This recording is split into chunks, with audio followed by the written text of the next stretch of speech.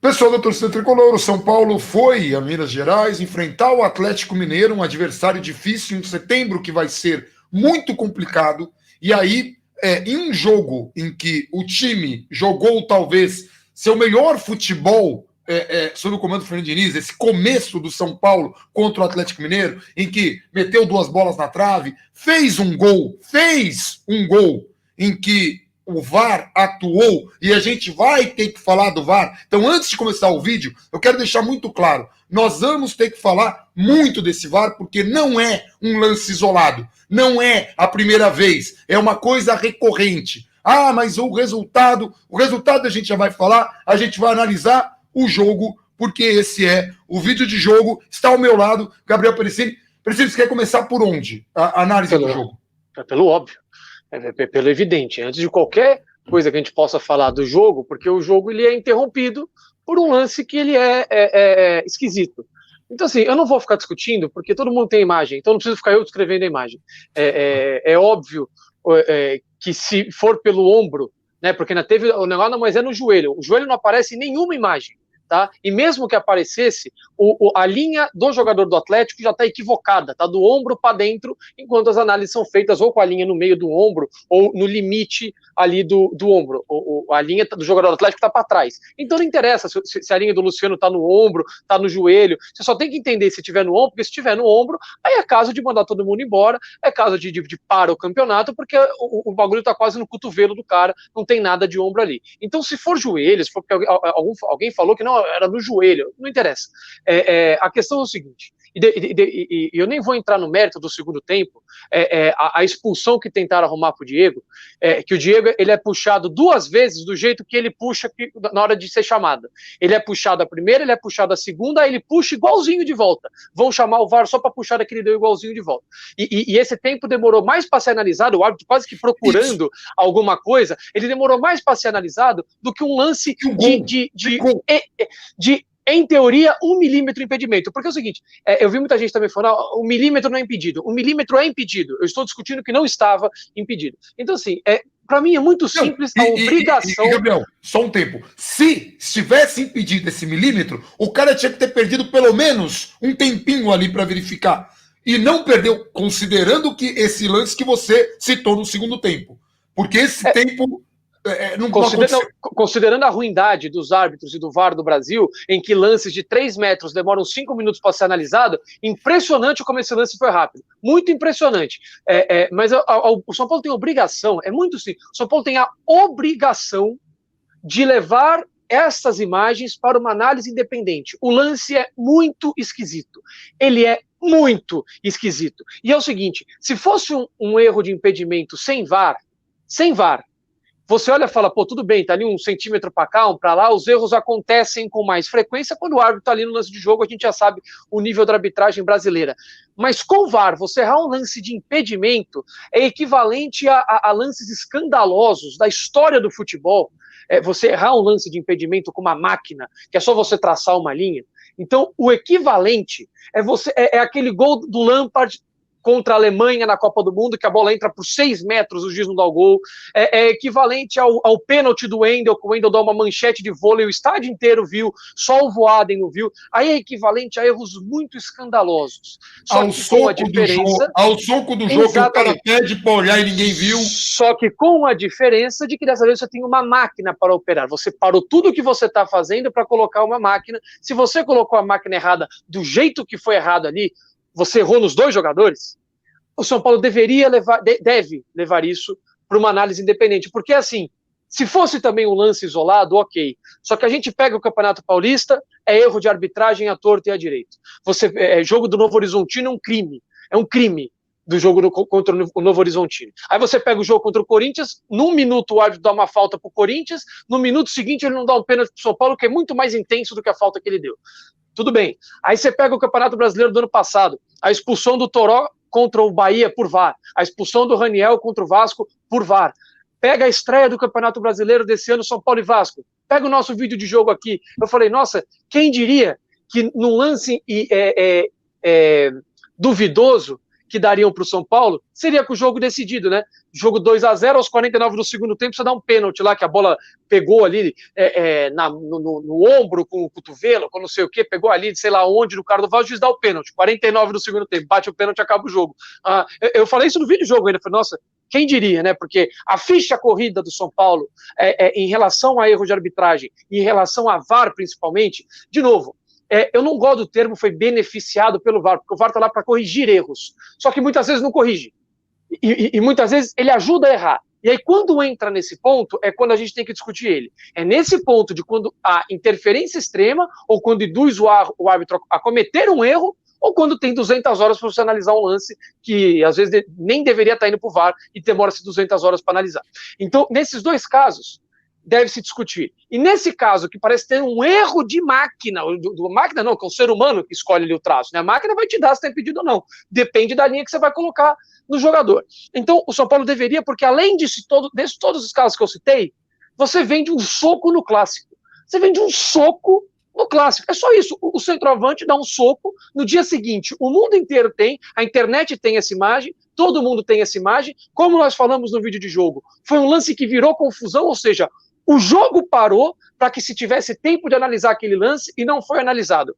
Sabe qual foi a justificativa do VAR? Que eles foram ver depois do empurra-empurra, que eles achavam que ele tinha falado do soco ali. Não interessa. Mas olha o nível, olha o nível. Problema deles, eles têm a obrigação de ver o lance, todos os lances, eles têm a obrigação de ver. Eles não viram? Vem de um soco no clássico que não foi visto. Simples. Se o São Paulo, por qualquer motivo, toma um escanteio na área, toma um gol do Jô, ninguém queria saber. Ia falar, não sei, devia ter feito o gol antes. Então a gente volta agora para o jogo contra o Atlético Mineiro e aí a gente vai falar do jogo.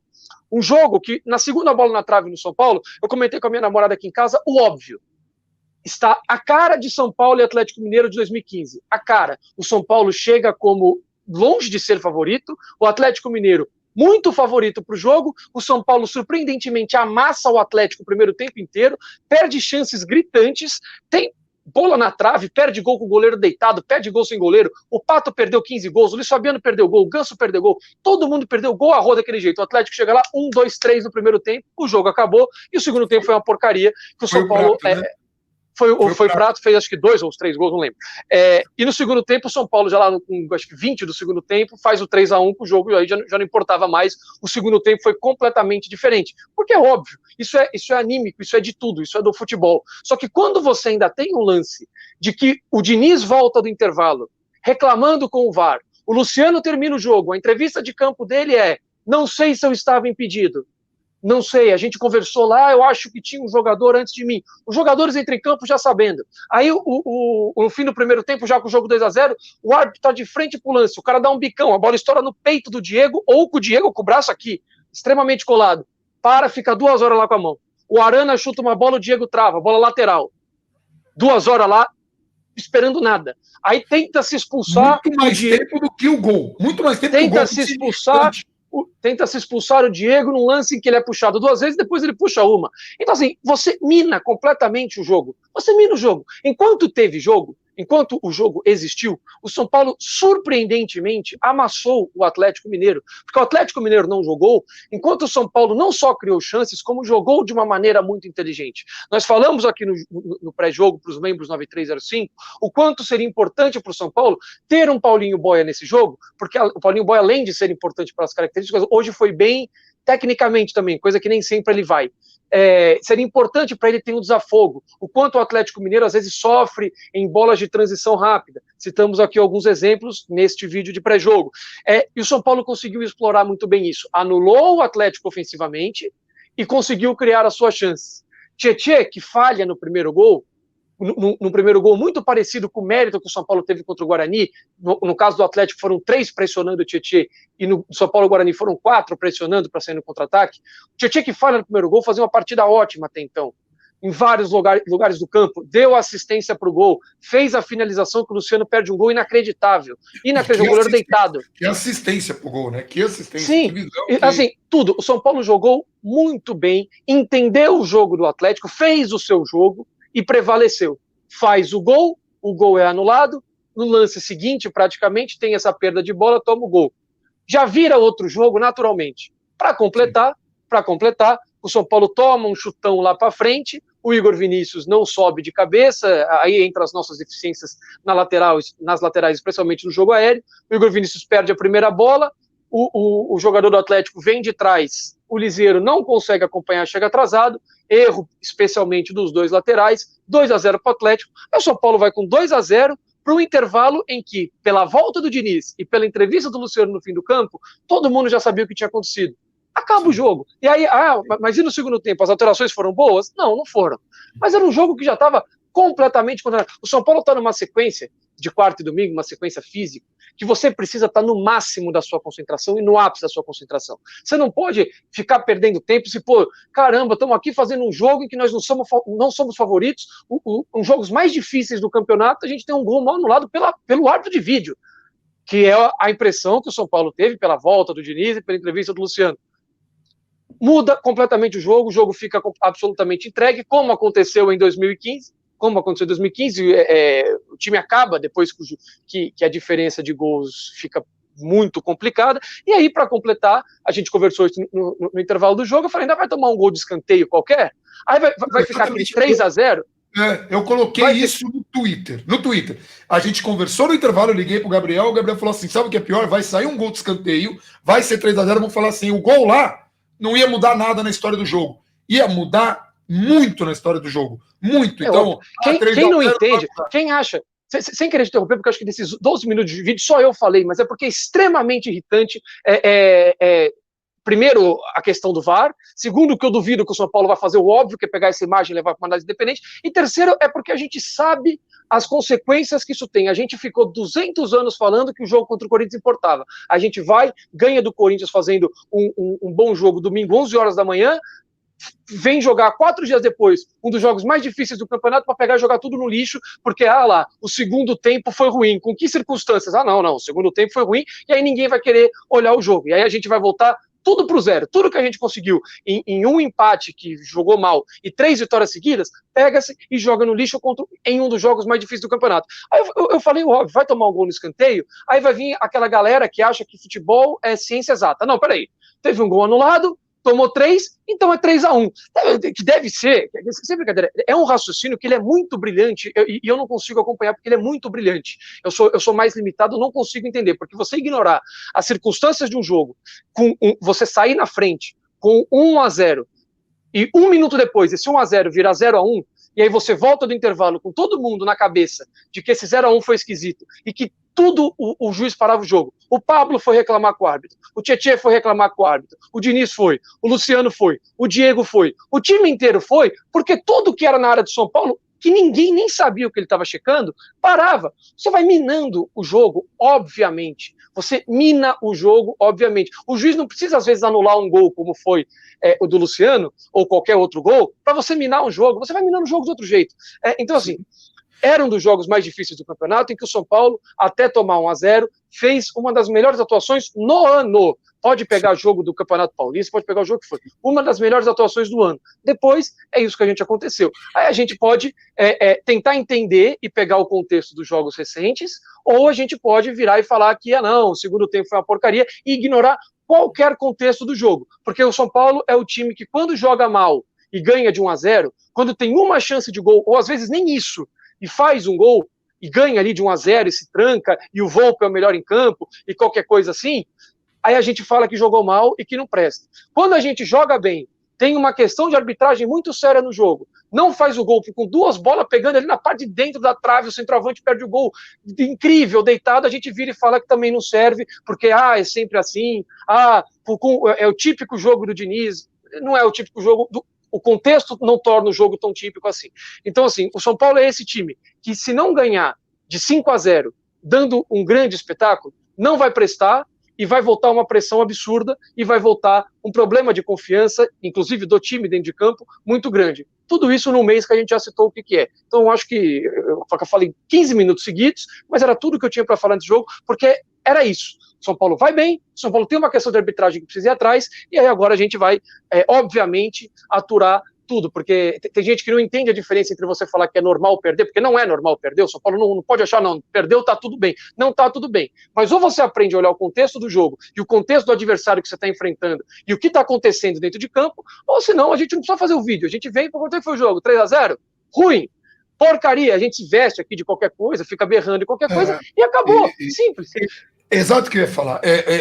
Torna muito difícil o nosso trabalho, porque o resultadismo tá uma coisa bizarra. Eu tive que responder algumas pessoas falando, daí, Fernando Diniz parece que não treina. Parece que não treina. Eu tive que escutar, parece que não treina. E veja, de novo, eu nem preciso falar que todo mundo que acompanha nosso trabalho sabe que não era escolha ou que a gente não tinha nenhuma simpatia, mas a gente analisa trabalho e contexto. O contexto é, Fernando Diniz perdeu o seu principal jogador e maior investimento que o São Paulo fez no ano, que é o Daniel Alves. O Daniel Alves não fazia tanta diferença? Fazia muita diferença. São Paulo jogava muita bola com ele. Seria muito bom ver o Daniel Alves com esse esquema que o Diniz está acertando, com essas correções que ele fez, com essa saída, com o Léo na defesa, com o Diego, com tudo que com o Lisieiro ali na esquerda. O Diniz perdeu o Daniel Alves, o Diniz perdeu o Reinaldo, ele teve que se virar para se acertar, enfrentou o rival quase demitido, porque todo jogo o Diniz estava quase demitido, daí vai pegar o Atlético nesse contexto, fora de casa, um dos favoritos ao título, diria que é o maior favorito, e depois a gente vai explicar na live de terça porque a gente vai ter daqui a pouco vídeo de jogo, não vai ter contextualizando amanhã, porque a gente vai deixar esse vídeo mesmo, porque não vai nem dar para fazer esse contextualizando, mas assim, vamos explicar por que um dos maiores favoritos ao título brasileiro, fora de casa, contra o São Paulo, que não é nenhum técnico bobo, muito pelo contrário, é um técnico de primeira linha, se não for um dos melhores em atividade no país hoje, não pelo que está fazendo, pelo histórico, que eu estou analisando o histórico. Vai lá o São Paulo, nessas condições, fora de casa, desfalcado, faz um jogo em que amassa o adversário por 30 minutos, chutando 2 bolas na trave, aliás, aquela do Paulinho, com oportunidades de gol, com o goleiro deitado. Sim, Pablo perdeu gol que não pode perder, jogadores perderam gols que não podem perder,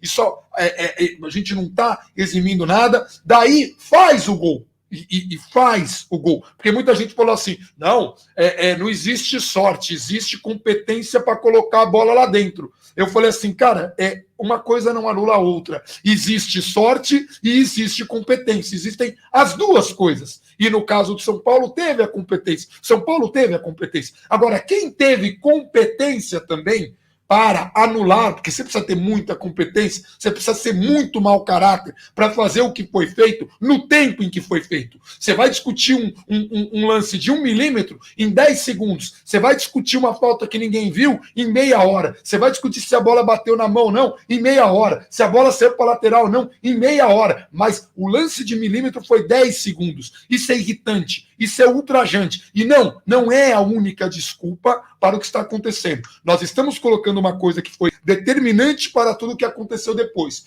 O Atlético encontrou seu gol, porque é um time forte, encontrou seu gol depois desse gol anulado, encontrou seu gol e teve muita sorte e competência para fazer o segundo gol numa fragilidade do São Paulo. Mas o São Paulo tinha explorado fragilidades do Atlético e não teve sorte. Bola bateu na trave, bola não entrou, e quando entrou, o time foi roubado. E aí veio o segundo tempo. O segundo tempo, o Diniz foi pro all-in.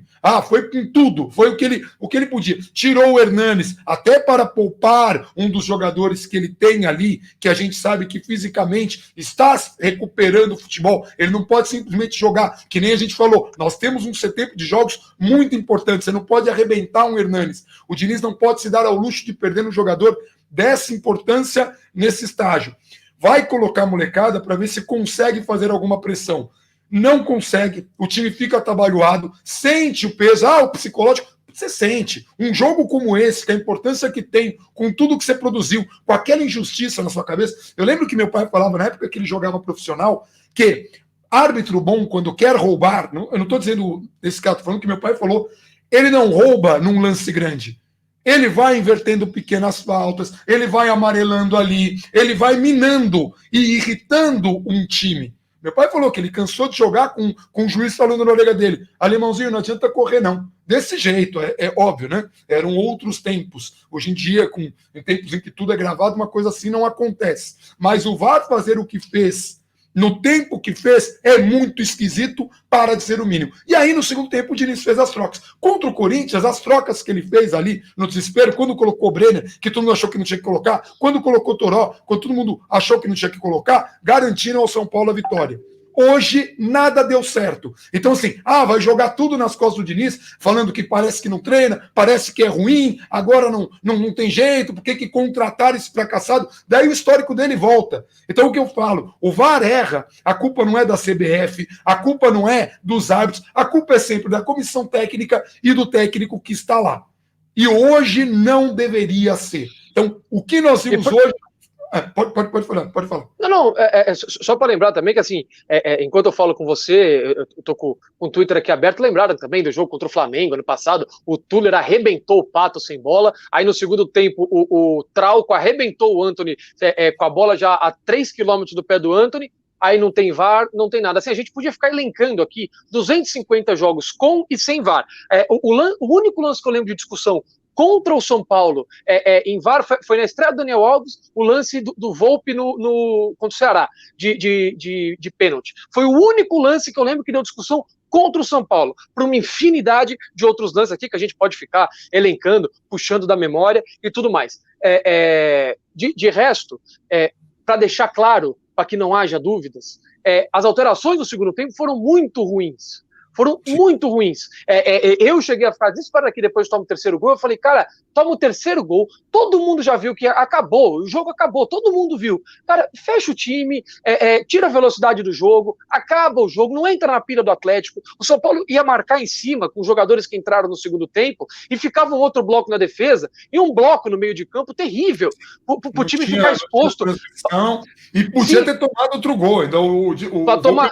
pegar uma bola para tomar depois 4, 5, aí vai ficar pior ainda. Se tomou 3, já tá um problema. Você vai tomar 4, 5, é óbvio que vai piorar tudo. Então, assim, cara, entende que o jogo acabou. E o Diniz, ele não entendeu que o jogo acabou, porque ano passado ele virou um jogo lá na Arena do Grêmio, lá perdendo de 3-0 e virou para 5-4. Só que, cara, aprende a ler o jogo. Hoje o jogo estava morto, o jogo estava acabado. Os jogadores estavam dando esses sinais por vários motivos. Então, assim, faz isso ficar claro. Só que não tira a diferença do que aconteceu dentro de campo e de todos os contextos que teve a partida. É só isso, e mais do que isso, do que o São Paulo jogou até sofrer um gol. E que, de novo, é muito diferente de qualquer outro jogo que você tenha sofrido um gol depois de ir tão bem. Dessa vez você não era favorito, você enfrentava um adversário que vinha com sobras como favorito, se enfrentava um adversário que vinha mais inteiro fisicamente, porque veio de 2 jogos muito mais acessíveis do que o São Paulo, e o São Paulo jogou uma grande partida até o jogo simplesmente acabar. Então, e o São Paulo desfalcado de Daniel Alves, de Reinaldo. Ainda cheio de desfalques e tudo mais. Então, de novo, a gente pode pegar o segundo tempo com o jogo 2-0 e os jogadores todos sabendo o que aconteceu e achar que esse é o padrão, que é assim que funciona e que esse é o recorte a ser analisado, ou a gente pode olhar o jogo inteiro, a gente pode olhar todos os contextos, a gente pode olhar o que o São Paulo apresentou no primeiro tempo. Como eu falei, o São Paulo é o time que, se jogar mal e ganhar, vai ter reclamação porque jogou mal. Se jogar bem e vencer, não há nada de bom, se jogar bem e perder, não há nada de bom a ser tirado, tem que mandar todo mundo embora, porque é tudo não sei o quê, e não sei o que lá. Então, o São Paulo é esse time. E como a gente já falou, porque o Birner foi muito feliz na ESPN, já desde o jogo contra o Sport, muito tempo, São Paulo pode ganhar 10 jogos seguidos. Se perder o 11º, vai ter problema. Vai ter fora todo mundo, vai ter encheção de saco, ninguém vai querer saber o que fez de bom nos últimos 10 jogos, e aí derruba-se o time de novo para baixo. Isso vem de todas as partes, não é direcionado, isso vem de tudo quanto é lado, entendeu? Eu não tive a oportunidade de ver hoje os programas esportivos depois do jogo para ver qual foi o nível da discussão com o VAR, mas eu repito, porque é urgente isso, é urgente. São Paulo deve fazer uma análise independente do azul. Liga lá na Inglaterra, liga em qualquer lugar, leva este caso para alguém que saiba, porque se a própria CBF, quem falou foi o Mauro César Pereira, que falou com gente da CBF, a própria CBF admite que os árbitros não tiveram tempo de treino do VAR, e que por isso não está como eles queriam. Então, há essa questão sendo admitida. Leve-se o caso para uma análise independente, fora do país, com quem não precisa mais de treino. Dá esse negócio na mão de quem já é competente para fazer. Porque, de novo, contra o São Paulo, tem uma fila de casos, uma lista gigantesca com VAR e sem VAR. Então é só isso para ficar bem claro o resumo, esses últimos 2 minutos que eu falei, o resumo da situação. E da minha parte, só uma coisa, assim, vocês vão ver muitos outros canais que estão cobrindo o jogo, ou muitos programas esportivos, assim, vai ter gente falando, São Paulo, vagabundo, amarelão, time não sei o quê, apelidos jocosos, até de pessoas que torcem pro São Paulo, que acham que é bacana fazer isso, porque chama atenção. Não era o caso pro jogo de hoje. Então, assim, desconfiem muito desse tipo de coisa, porque é uma coisa que é irritante e que faz um mal tremendo, principalmente quando acontece um jogo desses. Porque você tira o contexto e você derruba um trabalho e você não vê evolução num trabalho, porque você tenta simplificar tudo num apelidinho jocoso, numa coisa legal, vamos caçar like, vamos caçar um pouco mais de... Não é o momento para isso. A gente precisa entender o que está acontecendo, a gente precisa fazer leitura de jogo e mesmo tomados pela emoção e pela raiva, a gente precisa trabalhar com fatos. A gente precisa ler o jogo, entender o jogo e não simplesmente fazer pequenos recortes tendenciosos, porque isso é o que a galera quer escutar, ou porque quer massacrar o treinador, ou porque quer massacrar um jogador, ou porque quer massacrar um que é moleque, ou qualquer coisa do tipo. A gente precisa ler o contexto todo, porque senão, como eu sempre falo, isso dificulta muito o trabalho que a gente faz aqui. Então, assim, uma coisa é desabafo e a gente entende a frustração, porque nós compartilhamos a frustração. É difícil fazer um vídeo como esse, no estado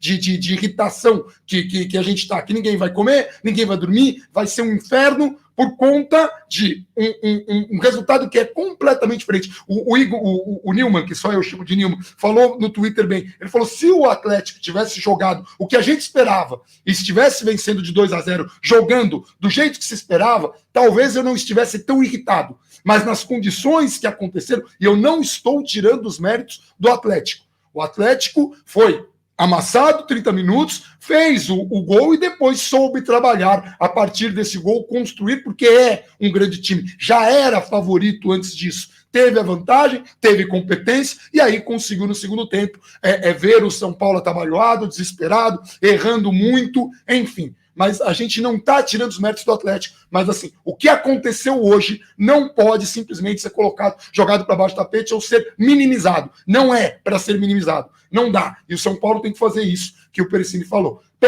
Chama o cara que é especialista, você até falou isso para mim, pega os caras da Premier League, paga, quanto é? Analisa esse lance para mim, para escancarar a incompetência da CBF, da galera que faz assim a gerência do futebol, a administração do futebol, né? Que a gente já tem aqui muitos motivos para criticar. Né? Jogo 11 horas da manhã, pós-pandemia, é palhaçada, esse tipo de VAR é palhaçada, e os tempos que você leva para analisar os lances nesse mesmo jogo, com os critérios, não estou analisando o VAR de um jogo passado para esse. Não, nesse jogo o cara ficou mais tempo para ver lá um VAR, uma bola de lateral, do que um gol de milímetro. O que, olha, é palhaçada, é o fim da picada. Enfim, a gente encerra por aqui. Um abração para todo mundo e vamos São Paulo.